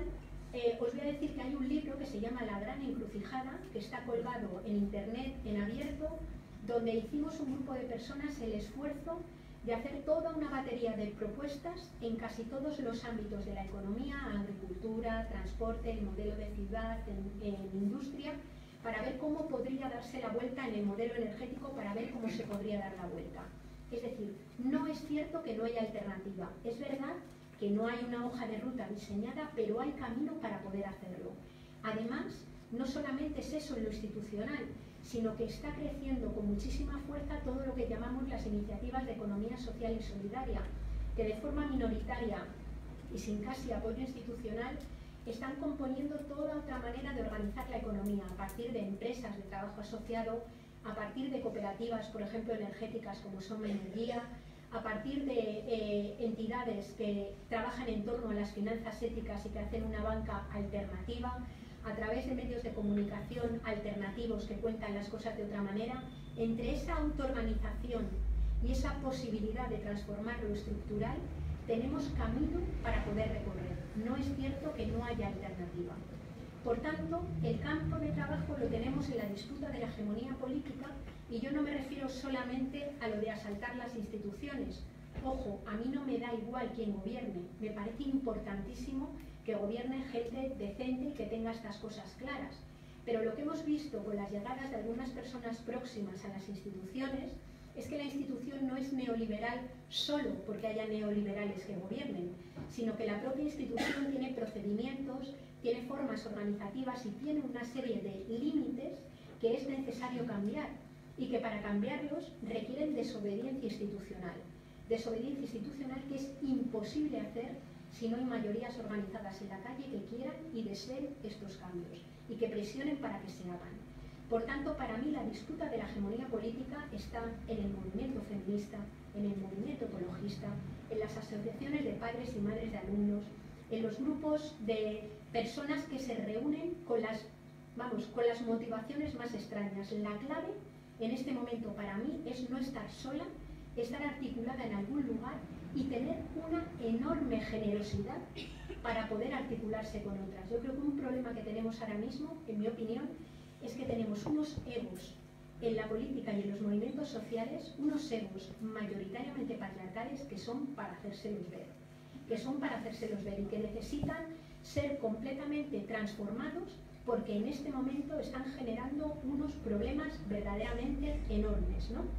Por último, vamos a la disputa de la hegemonía cultural. Necesitamos construir una idea de bienestar, una idea de libertad, una idea de seguridad que sean completamente alternativas a las que tenemos en el momento actual. Y digo completamente alternativas porque la falta, por ejemplo, el miedo a no tener empleo, el miedo a no tener seguridad, el miedo como discurso, está metiéndonos en una situación verdaderamente comprometida, en una situación donde hay muchas personas que se sienten solas, que sienten incertidumbre, que ven cómo se precarizan, que no encuentran tanto apoyo, no encuentran tanta posibilidad de articularse en gente que quiere transformaciones desde la justicia, sino en otros sectores que les están prometiendo: yo voy a cuidar de ti cuando eche a todos estos que sobran y que son los que están generando el problema, ¿no? Si a una persona que no puede pagar la bombona del butano llegan antes las personas que tienen discursos marcadamente fascistas o excluyentes que las mayorías sociales organizadas, estamos perdidos. Por tanto, desde mi punto de vista, articularnos y hacer esto que dice el feminismo, de que lo personal es político, y que por ejemplo ha hecho también la plataforma de afectados por los desahucios, que lo mismo hace propuestas en Europa, que te hace propuestas para cambios de leyes en el Parlamento español, que hace scratches, pero que no se olvida de ponerse en la puerta de la casa de una persona que va a ser desahuciada, que tiene nombres y apellidos, y le dice: mira, de tu casa no te echan mientras yo esté aquí. Es decir, ese sentirse acompañado, ese sentirse parte de una comunidad, es absolutamente crucial para combatir la vacuna de los fascismos, que siempre se extiende, nace desde arriba, pero se extiende por abajo con cargo al miedo, ¿no? Termino planteando una reflexión que he compartido muchísimo y que me parece que es importante compartir porque, bueno, a mí me removió mucho y espero que a vosotras también os sirva, porque creo que expresa bien este proceso del cuidado de la vida, ¿no? Si recordáis, cuando se configuró la Declaración de los Derechos Humanos en 1948, el primer artículo decía algo parecido, dice esto: todos los seres humanos nacen libres e iguales en dignidad y derechos, y dotados como están de razón, deben vivir fraternalmente los unos con los otros. Bueno, si esta Declaración de los Derechos Humanos la hiciéramos desde una perspectiva ecofeminista, yo creo que debería decir algo parecido a esto. Todos los seres humanos nacemos vulnerables e indefensos en el seno de una madre, y llegaremos a ser libres e iguales en dignidad y derechos siempre y cuando recibamos una cantidad enorme de atenciones, de cuidados y de afectos que deberán ser proporcionados por hombres y mujeres de otras generaciones, en una tarea civilizatoria sin la cual nuestra especie no puede existir. En caso de recibirlos, llegaremos a estar dotados de razón que nos permita vivir fraternalmente los unos con los otros, conscientes de que habitamos un planeta con límites físicos que compartimos con el resto del mundo vivo y que estaremos obligados a conservar. Bueno, pues muchas gracias.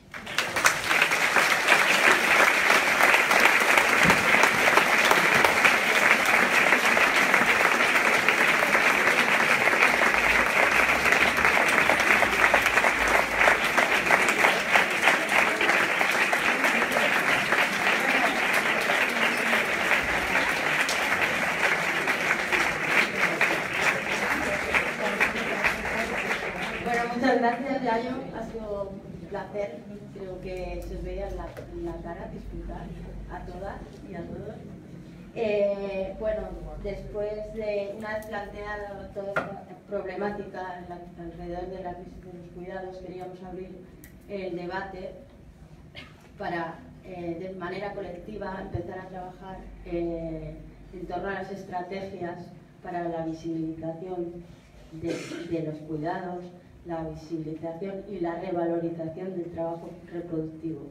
Así que vamos a abrir micro.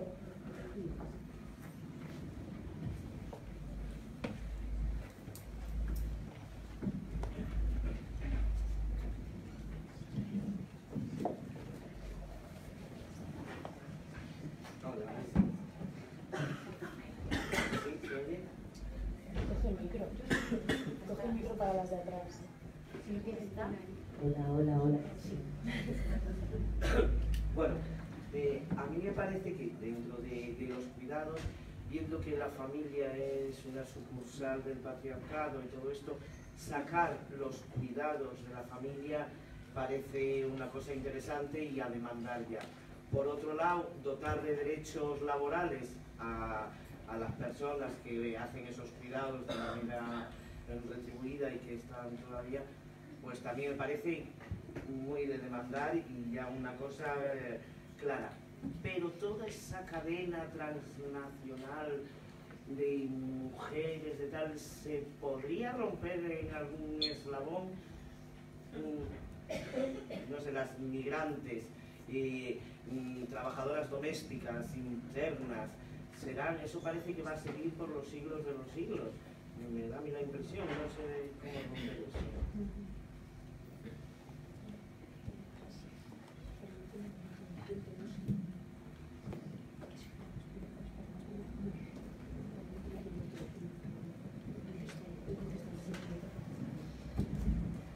Bueno, sí, yo creo que el tema de cómo poder abordarlo tiene su complejidad, cómo poder abordar el trabajo de cuidados. Yo el caso concreto más directo que conozco fue lo que hicieron en la Diputación, digo por trasladarlo al terreno de política pública, lo que hicieron en la Diputación de Guipúzcoa en el periodo de gobierno anterior, ¿no? Donde había una mujer, la directora del área de igualdad, era una mujer feminista que trabajó además con todo el entorno asociativo y con todas las redes de mujeres migrantes. O sea, no he dicho antes porque no tenía tiempo para hacerlo, que dentro de los movimientos, por ejemplo, neosindicales más cañeros que hay ahora mismo, nos encontramos con que alrededor del trabajo doméstico es la bomba, ¿no? Es decir, las Kellys en el tema de turismo, pero por ejemplo las redes de mujeres migrantes que han conformado estructuras, digo, neosindicales, porque los sindicatos al uso mayoritarios han pasado de ellas toda la vida, vamos, totalmente, ¿no? Y ellas mismas han compuesto sus propias formas de organizarse e incluso algunos sindicatos se están viendo ahora obligados a seguir detrás de ellas a ver si las pueden coger, ¿no? Bueno, pues trabajaron todos esos colectivos. Entonces, lo que salía eran varias cosas. En primer lugar, la necesidad efectivamente de que haya forma de sacar el trabajo de cuidados de la familia, ¿no? Porque muchas mujeres, si no, que no desean cuidar dentro de la familia, no tienen posibilidad de hacerlo porque las reglas y el orden y las relaciones que hay de subordinación son las que son. Entonces ellas trabajaron con el área de Hacienda y con el de Servicios Sociales y lo que hicieron fue, en primer lugar, conseguir cambios legislativos para que cuando está cubierto con servicios públicos, los servicios públicos no puedan contratar a empresas que mercadean y son verdaderas piratas, con muchas mujeres que están contratando en unas condiciones tremendas sin ningún tipo de seguridad. O sea, se obligó a tener unas cláusulas de contratación determinadas, ¿no? Que, bueno, os podéis imaginar el revuelo que montó porque iba a arruinar completamente el negocio de todas estas empresas. Por otro lado, iniciaron una línea de trabajo para ayudar a montar cooperativas de personas trabajadoras. Es decir, hacer que todas esas empleadas domésticas que estaban sueltas, de alguna manera se organizaran, ayudarlas a llevar esos procesos y conformaran sus propias empresas bajo la fórmula cooperativa que pudieran ser contratadas, digamos, también por las administraciones públicas. Que esto es clave para poder tener unos salarios que sean razonables y también, paradójicamente, para que se incorporen hombres al trabajo de cuidados, porque lo que es evidente es que si el trabajo de cuidados estuviera bien visto, fuera valorado y estuviera bien pagado, muchos tíos querrían hacerlo, eso es evidente, ¿no? Entonces, fueron trabajando un poco en esa línea, pero a la vez constataron que hay mujeres que quieren cuidar dentro de lo doméstico y que hay mucho que trabajar por ese sentido del deber y de culpa, pues la necesidad de muchas personas de estar dentro de la casa porque sienten que abandonan cuando salen o meten a otra persona diferente a cuidar. Y entonces lo que también estuvieron trabajando fue las condiciones de las cuidadoras que estaban cuidando en el ámbito familiar. Hicieron cambios importantes. No sé si sabéis que la ley de dependencia contempla una especie de paguita que recibe digamos, la persona que cuida en casa. Entonces lo que estuvieron trabajando fue que para que esa paga, digamos, fuera razonable y articular las posibilidades de que las personas tengan la capacidad de elegir, ¿no? Es decir, ahí se fueron moviendo, y lo planteo porque tropezaron con ese problema, y es que tenemos que tener en cuenta que hay mujeres que quieren cuidar dentro de la casa, y también tenemos que ver cómo velar por las condiciones en las que estas mujeres están cuidando, ¿no? Dicho esto, ellas fueron con todo el tema de cuidados fundamentalmente a mayores con lo que trabajaron, pero se han ido estableciendo también propuestas en otros ámbitos. Por ejemplo, los permisos de paternidad y maternidad intransferibles, obligatorios y remunerados, que es otro elemento que está ahí, ¿no? El tema de regular o posibilitar excedencias con un sentido más amplio de las excedencias que tenemos en el momento actual, teniendo en cuenta que hay también modelos de maternidad que quieren pasar más tiempo. Es complicado porque estamos hablando de un tema que no es mecánico, que tiene también mucho que ver con los afectos, ¿no? Entonces, ¿cómo garantizar que las mujeres que quieren modelos de maternidad más apegados durante los primeros años de crianza los puedan tener, y que aquellas mujeres que hemos optado por tener modelos de maternidad menos apegados tengamos el respaldo público y el respaldo legal para no tener que tener esa maternidad más apegada, ¿no? Digamos que hace falta un ejercicio de creatividad que no caiga en el error de considerar que las formas de cuidar y los modos de atenderla son hegemónicos, que hay una maternidad normativa o una forma de cuidar mayores en la familia normativa, sino que hay formas de afrontar esto, tantas casi, o al menos muchas, como mujeres y circunstancias existen. Y por tanto necesitamos esos servicios públicos y sociocomunitarios que no obliguen, pero también una legislación laboral y un marco social que permita que haya mujeres que dediquen tiempo al trabajo de cuidado, si lo quieren hacer. Cuando digo mujeres y hombres, digo mujeres en este momento porque son las que lo hacen de forma no libre, ¿no? Que lo puedan hacer, ¿no? Yo creo que, por ejemplo, el libro, no sé si conocéis, el libro que ha hecho María Pazos hace poco, es un libro que aporta un montón de propuestas, que yo creo que están fenomenal, propuestas algunas de ellas en discusión con otros modelos de maternidad, que yo creo que también tienen un montón de cosas a considerar y que son importantes tener en cuenta, y que fruto de esos diálogos tenemos que buscar una forma de atender los cuidados que sea corresponsable entre hombres, mujeres e instituciones, y que pueda ser atendida y respondida, desde luego, por servicios públicos y sociocomunitarios, lo cual significa impuestos y todo esto que lo rodea y que suele generar tanto problema.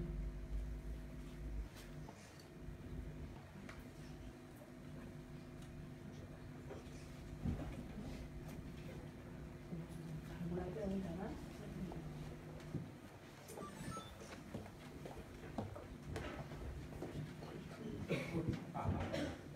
Voy a ser breve en la pregunta. Bueno, gracias por la charla. Si podrías desarrollar un poco lo que es el concepto de crecimiento, porque creo que, corrígeme si me equivoco, que es, digamos, una alternativa, una vía alternativa a las tesis del crecimiento económico y, bueno, las posibilidades que tiene el crecimiento, sus virtudes. Gracias. Sí, a ver, yo quiero, primero quiero situarlo conceptualmente tal cual yo lo entiendo, ¿no? Porque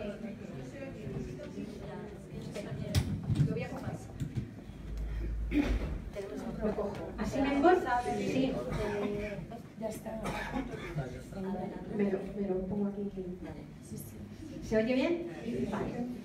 Bueno, pues aterrizarlo conceptualmente, o sea, no pretendo ser yo la única que establezca conceptualmente lo que es el decrecimiento, pero a veces me parece que hay confusiones cuando se habla de decrecimiento y es importante precisar conceptualmente muy bien a qué nos referimos, qué es opcional y qué no es opcional, ¿no? Digamos que el decrecimiento de la esfera material de la economía no es una opción, es un dato. Lo que quiero decir con esto es que el hecho de que vamos a vivir con menos energía, con menos minerales, con menos cantidad de agua y con menos tierra fértil, no es una opción que nos pueda gustar a las ecologistas, sino que viene dada por el hecho de haber vivido como si hubiera 5 planetas en algunos sectores y que hemos sobrepasado los límites físicos. Por tanto, la economía va a decrecer materialmente por las buenas o por las malas. Por las malas significa por una vía como esta, que es a la que vamos derechitos como no hagamos algo, por una vía fascista.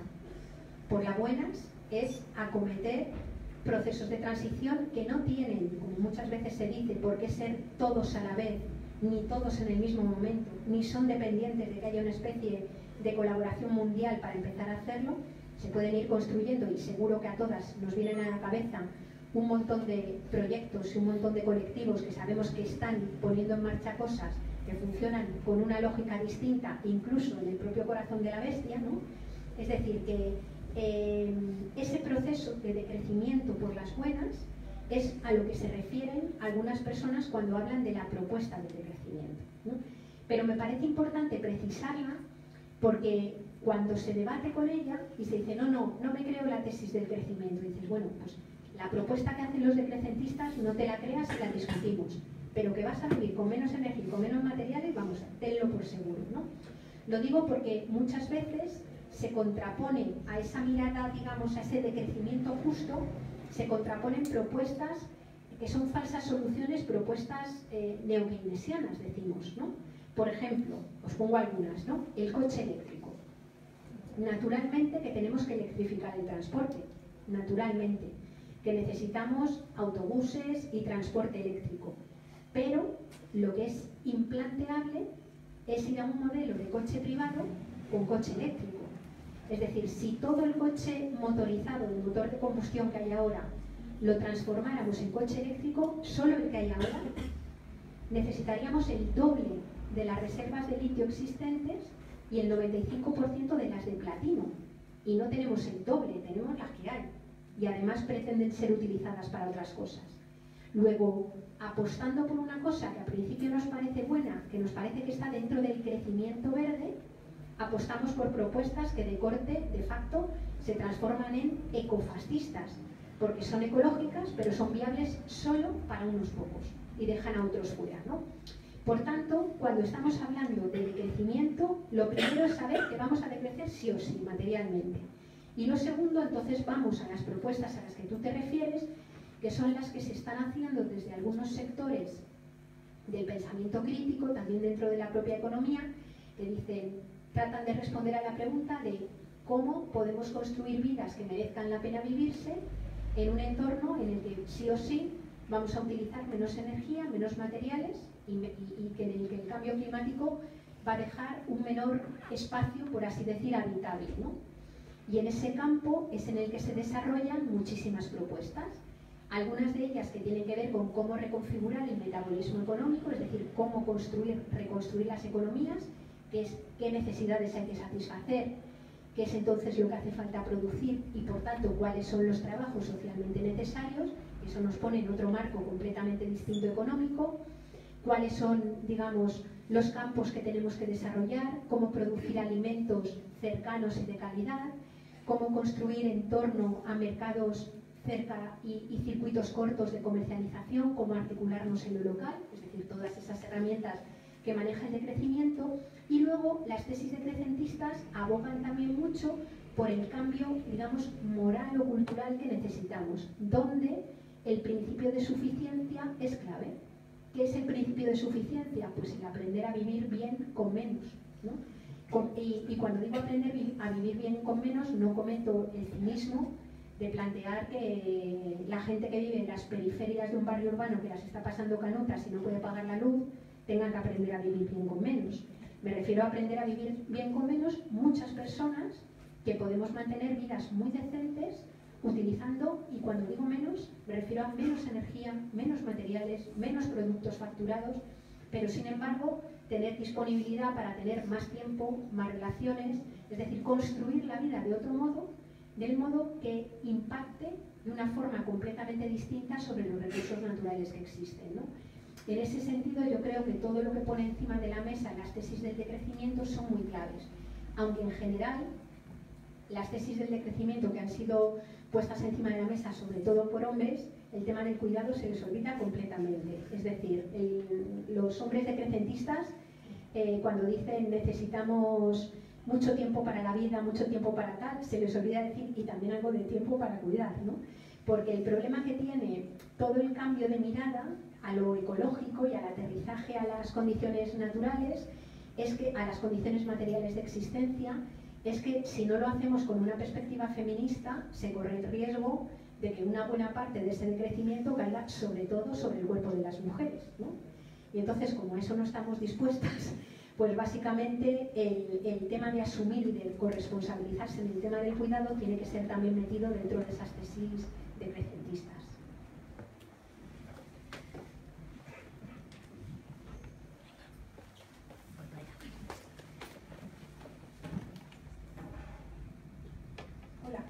Hola, muchas gracias por la charla, ha sido muy interesante.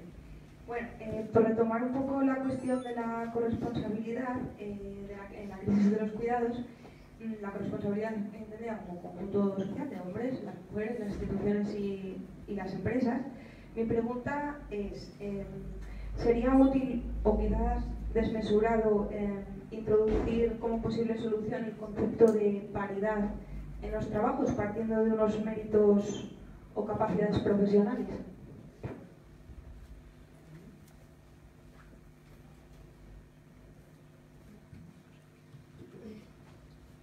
A ver, le tendría que dar una vuelta. Yo es una cosa sobre la que no he pensado, ¿no? Yo soy bastante defensora, por ejemplo, de la paridad en la política, ¿no? Independientemente de la meritocracia, porque creo que alcanzaremos un mundo plenamente igualitario el día que las mujeres tengamos derecho a tener el mismo número de mediocres que tienen ellos en las organizaciones políticas, ¿no? Entonces, me parece que la paridad es una forma de autovigilarnos para que no suceda siempre lo que sucede, es decir, que las meritocracias, aunque sean compradas y pagadas en no sé qué universidades, las tengan unos y vayamos quedando las mujeres fuera, ¿no? En el marco de los trabajos, tendría que darle una vuelta, porque a mí el problema que tengo, la reflexión que hacemos, que hay que hacer aún más, es que muchos de los trabajos, empleos actuales, tienen que ser repensados y probablemente reformulados. Es decir, cuando pensamos en cuáles son las necesidades que tenemos que satisfacer, cuáles son entonces las producciones necesarias y por tanto cuáles son los trabajos socialmente necesarios, pues aunque sea muy duro decirlo en un momento en el que hay tanto paro, nos damos cuenta de que es que hay trabajos que no solamente son socialmente innecesarios, sino indeseables. Por mucho que las personas que realicen esos trabajos tengan que ser radicalmente protegidas para que en esos procesos de reestructuración no sufran y no caigan en la precariedad, ¿no? Por tanto, las paridades así en cualquier tipo de trabajo, creo que hay que darle una buena vuelta a qué trabajos son los que necesitamos con los recursos además que tenemos, ¿no? Luego yo creo que además otra clave esencial es reducir de una forma drástica el horario de trabajo.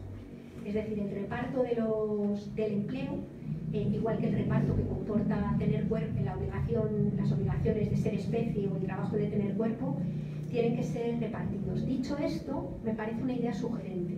O sea, en este momento te sabría dar una contestación precisa porque no lo he pensado. Pero sí que me parece que de hecho, cuando se ponen en marcha medidas de discriminación positiva, de algún modo lo que se intenta es poner en marcha medidas que favorezcan la paridad en trabajos, digamos, en donde hay una diferencia grande, que por cierto, esa paridad o esa discriminación positiva también tendríamos que mirarla en los trabajos que están fortísimamente feminizados, como son, por ejemplo, los trabajos que tienen que ver con el cuidado, ¿no? Creo que ligado al empleo y ligado a los trabajos socialmente necesarios, ahí hay un campo interesante por explorar, que te prometo que le daré alguna vuelta. Bueno, yo no controlo mucho del mercado de trabajo, pero con otras compañeras que sí que están ahí dándole vueltas, le daremos alguna vuelta.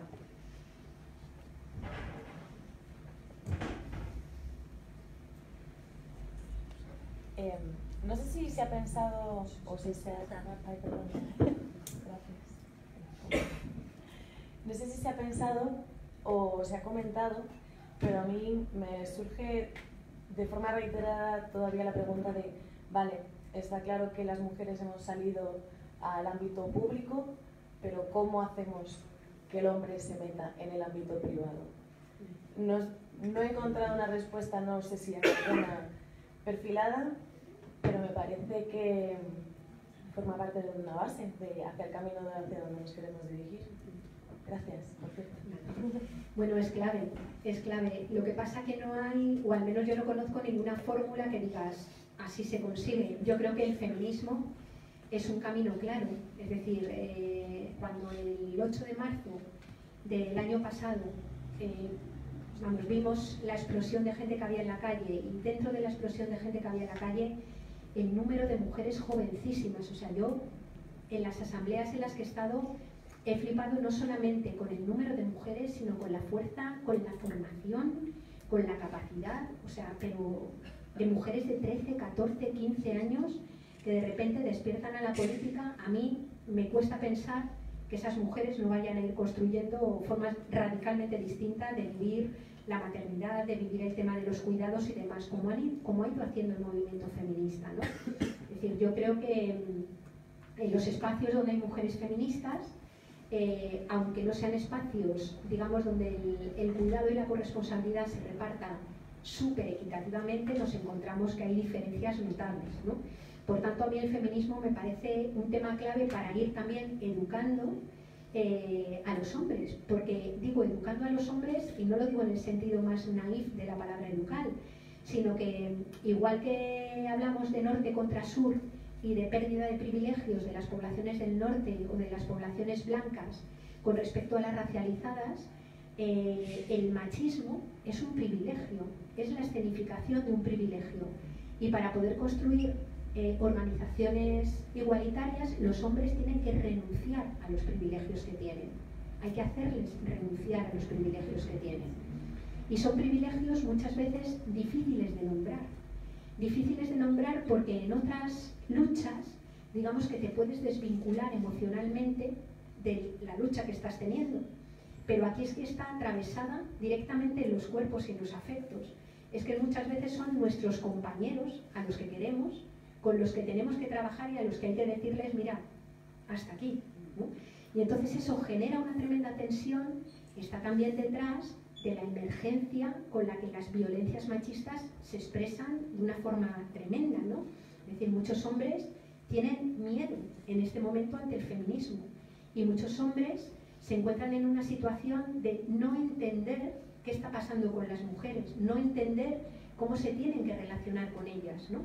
Y eso es un proceso inevitable, es un proceso absolutamente necesario de incomodidad que surge siempre que alguien tiene que perder un privilegio y siempre que alguien le tiene que recordar a otro que lo tiene, ¿no? Entonces, bueno, pues hay ahí todo un elemento de construcción que no es fácil decir cómo lo vamos a conseguir. Hay muchas mujeres que les pasa mucha factura hacerlo. Es decir, que cuando tú llegas y dices, mira, yo no voy a cuidar a mi madre porque tengo otros hermanos, y o sea, el peso emocional que tiene muchas veces eso es tremendo. Es tremendo. Hay gente que sufre tremendamente por haber plantado cara, ¿no? Pero yo creo que eso es lo que hacemos colectivamente, y además hacerlo colectivamente, articuladas en el movimiento feminista, nos está ayudando además a hacerlo alegremente. O sea, yo creo que cualquier movimiento social que ahora mismo quiera tirar para adelante tiene que tener alegría. Es decir, o sea, hay tanto por hacer y el camino por recorrer es tan difícil que por lo menos tenemos que construir espacios sanos donde nos dé gusto estar, donde poder llorar, donde poder reírnos, donde poder manifestar la vulnerabilidad, donde poder expresarnos, ¿no? Y yo creo que los movimientos feministas eso lo han sabido hacer muy bien, y creo que es un aprendizaje tremendo que tendrían que hacer una buena parte de los espacios de militancia mixtos, que han sido espacios donde en vez de homo economicus había un homo militantus, que venía a ser lo mismo, ¿no? Que pensaba que, bueno, pues que lo importante era lo que se hacía cara afuera, que no importaba cómo se sentía la gente dentro y que han sido verdaderas centrifugadoras de militantes y de gente que quería hacer cosas, pero de una manera permanente y ¿no? Pues bueno, no te he respondido mucho, yo creo. Continúo, sí, me cuelo. Era más por el tema de la reacción tan virulenta que se está viendo de parte de muchos colectivos de hombres que ahora mismo ya están atacando con toda la artillería, y era más porque no creo que estemos haciendo nada mal, es más, estoy muy de acuerdo contigo con que pues es un proceso, pero se está haciendo más grande. Sí.